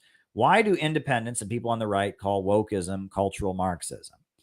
They call it that because the wokeism started as an attempt to infiltrate leftist spaces and pivot them away from Soviet-style Marxism during the Cold War. Wokeism, really there's three stages to it. The first stage began with the Congress for Cultural Freedom. In 1949, I believe, the CIA launched a program of subsidizing Marxist intellectuals, artists, writers, scientists, and others who were against the Soviet Union. And they started Partisan Review magazine and Encounter magazine in London, Der Monat in Germany, and they began subsidizing the work of Theodor Adorno and the Frankfurt School in West Germany, and that it was an attempt to pivot left-wing thought away from Soviet-style communism. That was the beginning of wokeism. And then that led to the formation of the color revolution apparatus. They started realizing that by bringing this kind of fake Marxism, this cultural liberalism, this cultural alienation, counterculture stuff, sex, drugs, and rock and roll, by bringing that into the Eastern Bloc, they could cultivate the intellectuals and the academics and the younger generation of the Eastern Bloc to be against the government. And that all culminated first with the Prague Spring of 1968 in Czechoslovakia, and then in the events of 1989 and eventually the fall of the Soviet Union, 1991. And that was the second stage of wokeism. Wokeism was the formation of the color revolution apparatus to erode and deconstruct the Marxist-Leninist countries from within. the third stage of it is what we are seeing now, which is the color revolution apparatus, the George Soros color revolution apparatus, the CIA mind manipulation, left-wing social justice armies have been brought home to try and stabilize Western capitalism amid the crisis. So that's why they call it cultural Marxism, is because they see it as something that drew heavily from left-wing spaces and left-wing ideas and was a conscious attempt to infiltrate and manipulate leftist spaces during the beginning of the Cold War, during the 1950s. And so that's where it came from. So there we go. The Libertarian Party became a sinkhole that's politically lost. Unlike the Green Party, they are the third party. How can we convince a libertarian to see communism as the answer? Well, look, I'll just tell you, I think the Libertarian Party is moving in a good direction. The Mises Caucus, I don't like Ludwig von Mises, obviously. I don't like libertarian economics, obviously. But for whatever reason, the forces that now control the Libertarian Party want to build a real anti-war movement. And they are devoting their energy to building a real, in real life anti-war movement. And they're taking a lot of losses and targeting. The Southern Poverty Law Center just did a nasty hit piece on a person I consider to be my friend, Angela McCurdle of the Libertarian Party, who's largely responsible for the Rage Against the War Machine protest. And that the Libertarian Party, based on their own beliefs that are different than mine, has decided we need an in real life anti-war movement. And that is a huge victory. That is a huge victory and a huge development. So I don't see the Libertarian Party as a sinkhole. I just don't agree with your analysis there. I think that despite everything they're up against, and despite having views that I do not agree with as a non-libertarian, I see good things happening there. That anti-imperialist forces and forces that are committed to building a real, in real life anti-imperialist movement seem to have wrenched some level of control from the Libertarian Party, and for whatever reason, it hasn't been taken away from them. Even though the Southern Poverty Law Center has smeared them, even though everyone in the world has been incited against them, they seem to be there. And I don't know, I can't explain it. And I don't know enough about internal libertarian politics to explain how this has been able to happen. But it's amazing, and it's a breath of fresh air. And we need an in real life anti-imperialist movement, and we need it urgently. We need 2, 3, many Rage Against the War Machine rallies. We need them to be 10 times as big. We desperately need a real anti-war movement in this country. And the left isn't going to provide it. The left is compromised. And so somebody's got to do it. And the libertarians are committed to doing it. As hard as it is, as much, feces has been thrown at them, as much, operations have been carried out to get people to fight with each other, they're doing it. So I just don't agree with your assessment there, Owen. So now on to the Rockfin. I see. Is there any way Rage Against the War Machine can occur annually on the same date? I would be for that. Why did the move to close the School of the Americas die down? We need 10,000 Picto Concepciones. Okay. All right. I agree. I think we should be having Rage Against the War Machine rallies every weekend. It was up to me. With the situation as it is right now, there should be a constant anti-war movement, a constant protest movement, constant civil disobedience is going, just anyone who's concerned about world peace. So the idea of doing another one, I think that's a great idea. It's a great idea. Glad you brought it up, Hempcar. All right. Dr. Shiva and his political science theory. I don't know much about that guy. I know he's running for president. I know that he has a similar critique of the vaccine stuff and big pharma as has been raised by RFK. There's been people who've even accused RFK of stealing his platform. I don't buy that. I don't know about his political theory. I don't know his background. So I cannot comment on Dr. Shiva's political theory. I do know that he is running for president and that he's critical of the vaccine mandates and critical of the science consensus that we've all been spoon-fed that has led to lockdowns and all kinds of problems. So, I tend to have a positive view of anyone who says those kind of things. I just don't know enough about this particular individual. So there you go. All right. DeSantis pledged to invade Mexico to fight fentanyl. Let's be real. He's not talking to invade Mexico to fight fentanyl. He's going to invade Mexico to fight against AMLO. All right, because AMLO is an anti-imperialist to some degree. Not completely, but AMLO sits at he's the leader of a Popular Front coalition. He's the leader of a Popular Front coalition that is leading Mexico to become a more solidly anti-imperialist country that is standing in solidarity with Venezuela and with Russia and China. And because of that, the neocons want AMLO out of there.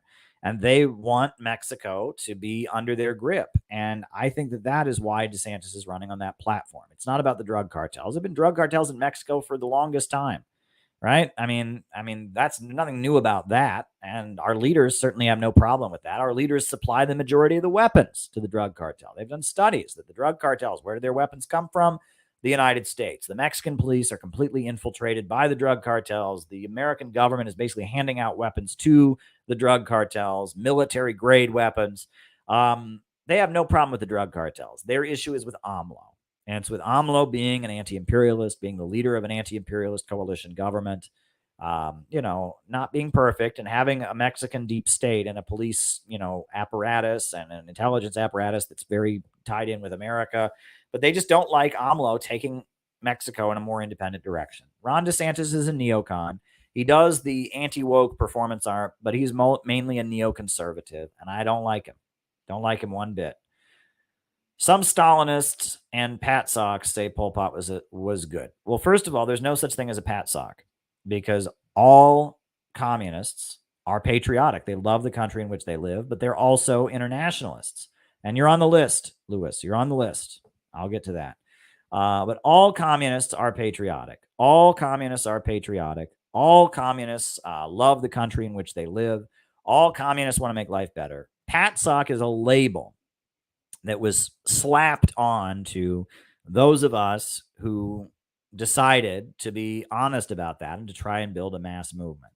As far as saying Pol Pot was good, look, I don't think Pol Pot was good, and my understanding of Pol Pot not being good largely comes from a book that I would recommend you read. It's called The Revolution Rescued by Erwin Silber.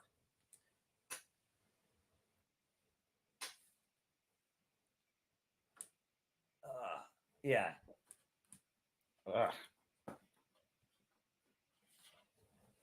It's called The Revolution Rescued by Erwin Silber. Kampuchea, The Revolution Rescued. And it's also based on my talk with comrades from Vietnam and my talk with comrades who lived in China. There was a woman I spoke to who talked about when she lived in China. And one day they did their morning exercises, and then they announced to everybody that the People's Liberation Army had crossed into Vietnam to teach the Vietnamese a lesson.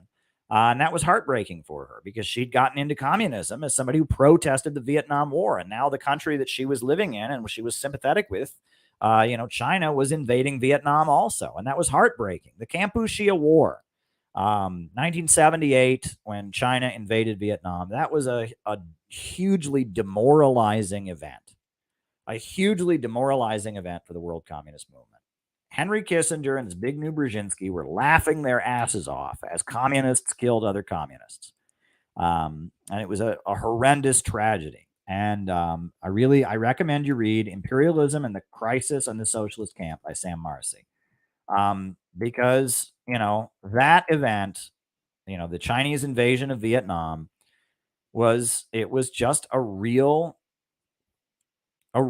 tragic moment for the global working class movement. It was Brzezinski's manipulation, as he said, keep the barbarians killing each other. And the Kampuchea War, and it was a disaster, right? So I would recommend you read Imperialism and the Crisis in the Socialist Camp.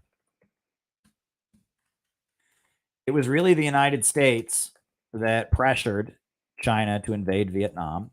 Right? It was Jimmy Carter kind of demanded that out of Deng Xiaoping in exchange for normalizing relations. China needed foreign investment, and China had been so badly betrayed by the Soviet Union. They needed foreign investment, and they were aligning with the United States. And basically, they were told, prove it and go attack Vietnam.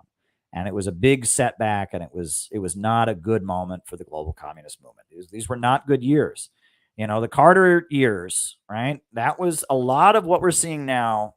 The Carter years were kind of the prototype for it, right? The crisis kind of worked itself out, but there was a capitalist economic crisis, and the Eastern establishment the people that are behind woke fascism now had the Carter White House, they had Brzezinski and Henry Kissinger, and they tried to implement degrowth, and they tried to incite, foment civil war, incite the global communist, forces against each other. And a lot of things happened during the Carter years that set the stage for what we're in now. And that's why my book, Marxism, MAGA, and the Coming Revolution, that's why it has a timeline of 1978 to 1981 in the back as an appendix, because it's important to understand that. And I would like people to understand that. So I do not have a positive view of Pol Pot.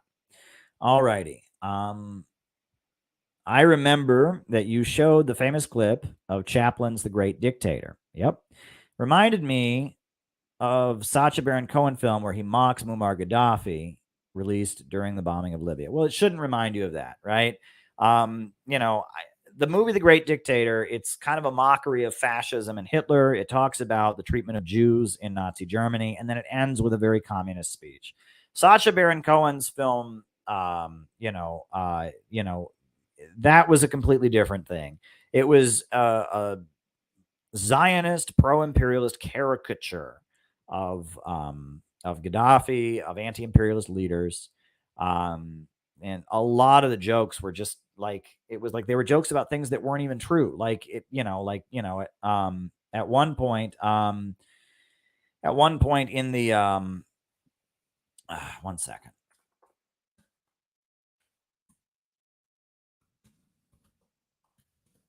At one point in the film, it's like he's talking about, oh, we have our nuclear energy site just for peaceful purposes, and it's like Iran is not trying to get a nuclear bomb, right? I mean, it's like there's just so many. It is an awful film with a kind of a racist caricature of a leader of a third world country, right? It's like the films they've made about North Korea.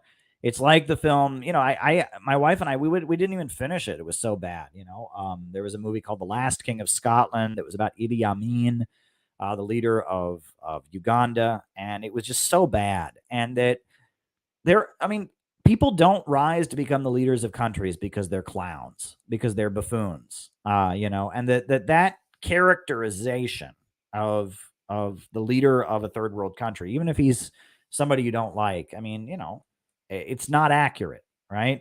These are countries that are in very different conditions than the United States. They're much less stable. There's much less security, and they're struggling to develop and raise their people out of poverty. And politics is very different in the developing world than it is in the West. But the caricature and movie after movie, this is a big part of Western propaganda, is they have this like silly buffoon image of third world leaders, of quote unquote dictators. And it's really disgusting. And I don't put Charlie Chaplin's film in the same league as Sacha Baron Cohen's film. And what's weird is that Sacha Baron Cohen ended his film, from what I understand, with some kind of Occupy Wall Street-ish thing about, oh, instead of having a dictator, we'll just have a 1% that controls everything, blah, blah, blah, blah, blah. So he's trying to step into progressive territory. And that shows you how social democracy, modern like social liberalism, is just as pro-imperialist. So there you go. All right. Japan's influence on Asian countries like South Korea and Taiwan is really terrifying. Yes, Japan is an imperialist country. In Taiwan, they are honoring Japanese collaborators.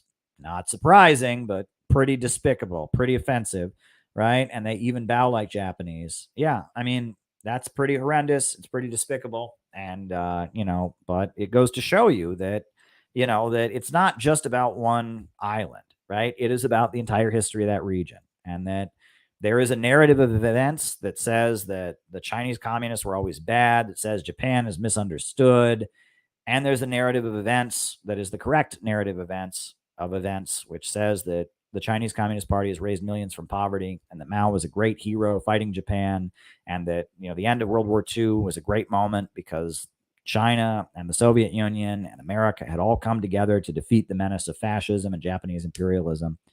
So, yeah, there you go. All righty. What's the Marxist-Leninist position on America's founding fathers, the Pilgrims, and the American Revolution? All right. Well, among the founders of the United States, there were a number of different trends. The thing that unified all of them is they wanted the independent economic development of the United States. The British wanted the United States to just be a trading hub in their empire. The founders of the United States, from a variety of different perspectives, Jefferson, Hamilton, many different perspectives, right? John Adams, Benjamin Franklin, they had different understandings of what economic development for the United States would mean. Thomas Jefferson's writing emphasizes the yeoman, the small farmer, but we understand that to just be kind of a populistic way of trying to advocate for the giant slave plantation owners of the South. We know that Alexander Hamilton very much believed in economic development and the creation of a national bank. We know that, who was the guy who did the Green Mountain Boys? What's that guy's name, right? The Green Mountain Boys. What was his name? Patrick Henry. Patrick Henry had kind of a vision for a kind of militia state and a politicized army where they elected their officers and, guerrilla warfare. It kind of reminds you of Oliver Cromwell a little bit. There were many different ideas among the founders of the United States, but the main unifying theme was they wanted the USA to economically develop.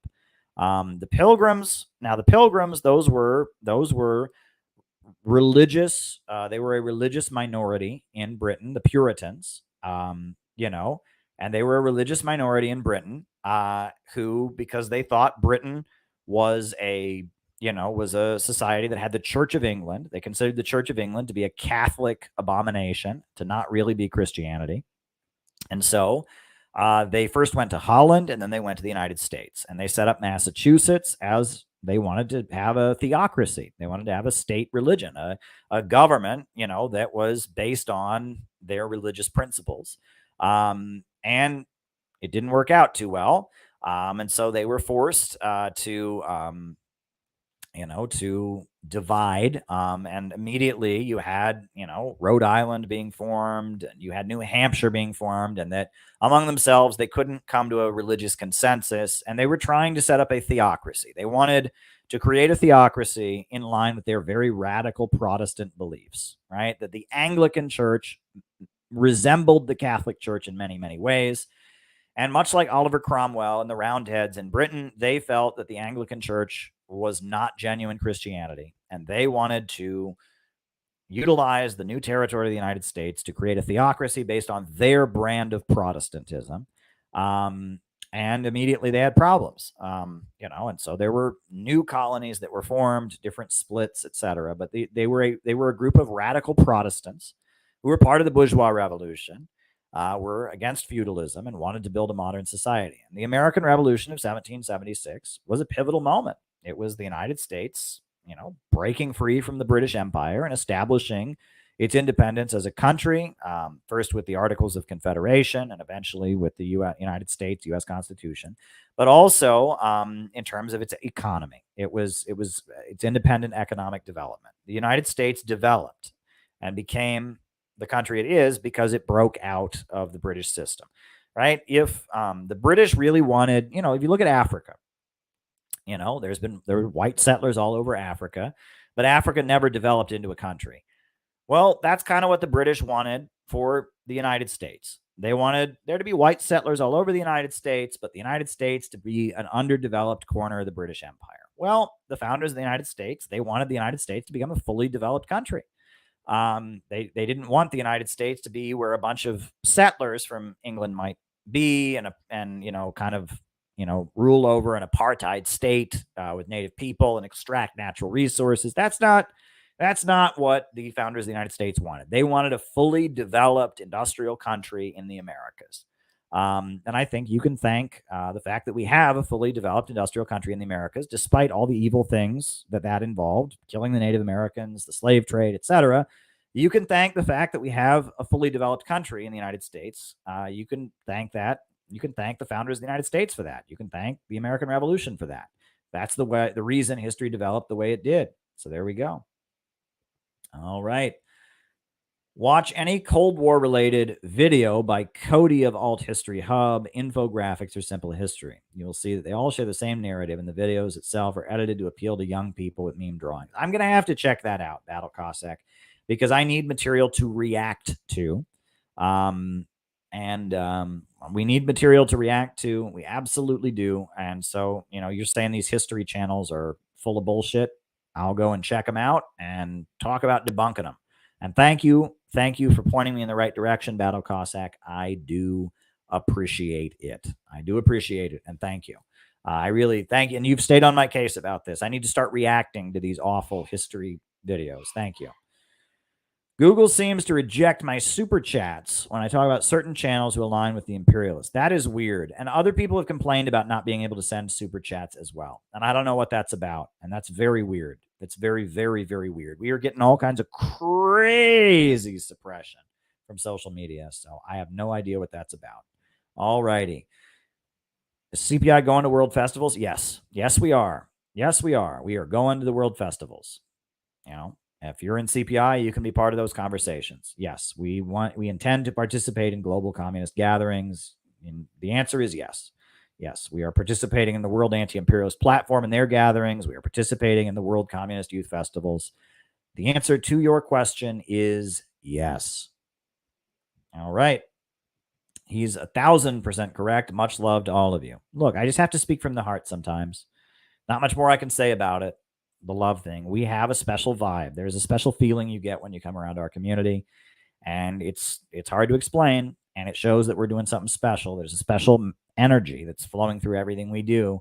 And if you don't believe us, come around and be prepared for it, because it might hit you. It might hit you. That's what I was trying to get at in my opening remarks there. It might hit you in a way you're not prepared for. So there you go. All right. They would be afraid of love because it's a cookbook. And that's true, right? We've all been trained to believe that we can't trust anybody. Everything's a scam. Everything's a fraud. It's the Netflix mindset. And it's very unfortunate. But we march ahead and we continue. And some of us are ready for this and some of us aren't. All right. Thank you, Mitchell Sparks, for your super chat. And you love my BreadTube book. Well, thank you, Lewis. I really hope you like it, and I hope you learned something from it. It was intended to be, it was kind of a trolling operation. I knew they would all overreact to it. What I find frustrating is that the only part of that book that any of the BreadTubers ever read was chapter 1. And the whole point of the book is debunking their views of socialism. What is socialism? What is imperialism? What is, and the BreadTubers, all they ever read was chapter 1. They just wanted to talk about drama. They don't care about any of those concepts. It's about so much more than the first chapter. And I basically wanted to use that book. I figured there would be a big promotion of it and overreaction to it by the BreadTubers, and I was right. I wanted to use it to introduce thousands of people to our community, and it worked. I mean, that book has sold thousands of copies, and people have read it. And it was an ad for CPI. It was an attempt to gain an audience with a lot of BreadTubers and teach them actual Marxist politics. And I think to some degree or other, it succeeded. So I'm happy about that. I'm happy, and I'm glad you're enjoying Lewis. If you really like it, maybe make a video review, put a review on Amazon, something like that. I always like it when people promote the books that our community does. So there we go. And I think that's our show for tonight, folks. So on that note, I'm going to put on the closing music. If you want to sign up for the Patreon, you've got another hour and a half before to get into the stream for tonight. The stream for tomorrow. And on that note, folks, I think we are gonna at this point we are gonna have to say goodnight. So here we go.